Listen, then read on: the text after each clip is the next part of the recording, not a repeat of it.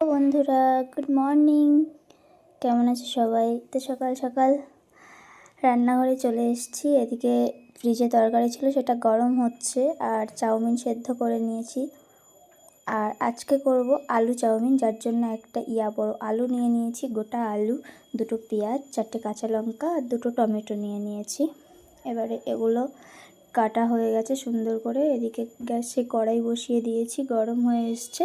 আর দুটো ডিম নিয়ে নিয়েছি, দুটো ডিমেই আপাতত হয়ে যাবে। আর এদিকে কথা বলতে বলতে সব ভেজে কমপ্লিট করে নিয়েছি।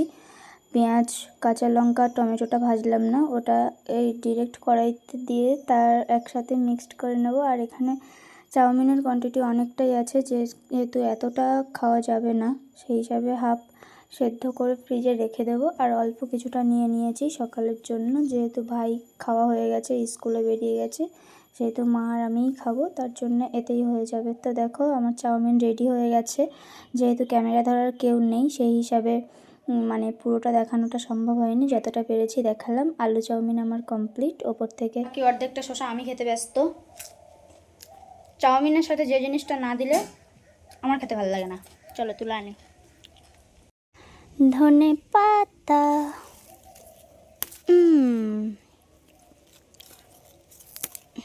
দুটোতেই কফি।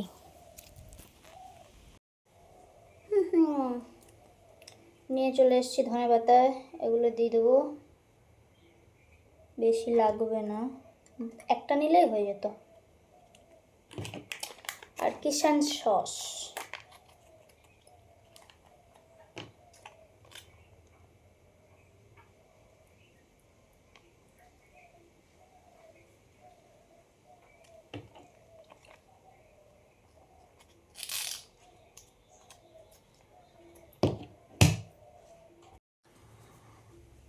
এটাই হলো আমার সকালের টিফিন, আলু চাউমিন।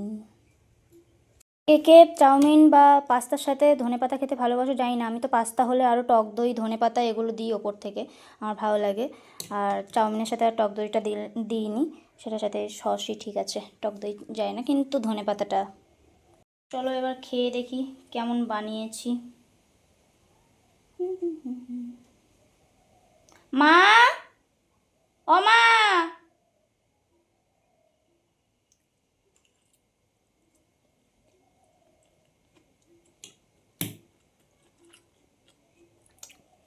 ভালোই খেতে হয়েছে,